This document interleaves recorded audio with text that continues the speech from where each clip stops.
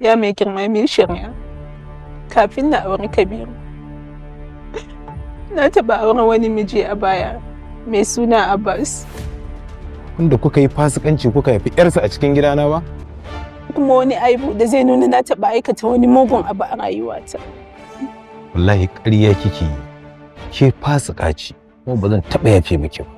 Kuma kaga ba daidai bane ka ringa ambatarwa matarka munanan kalamai kuma a gaban jama'a kamar irin wannan wanda kake yi ba.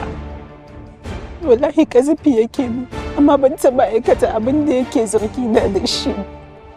Dan kazafi nake miki, ta yaya ‘yar da kika haifa take kama da tsohon mijinki? Ya mai shari'a, wannan magana da na ji da kunne na ta daga min hankali. A ce matata tana sanar da tsohon mijinta a cikin gidana, ‘yar da ta haifa tasa ce?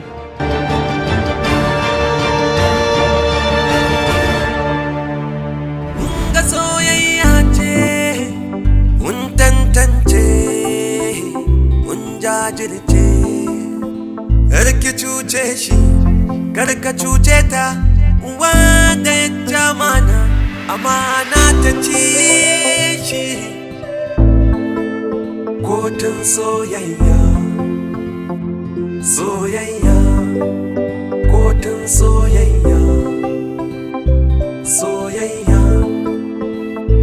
Kokatu, bari yin kuka, share hawaye, hawaye. Kotun soyayya, kotun soyayya, kotun soyayya.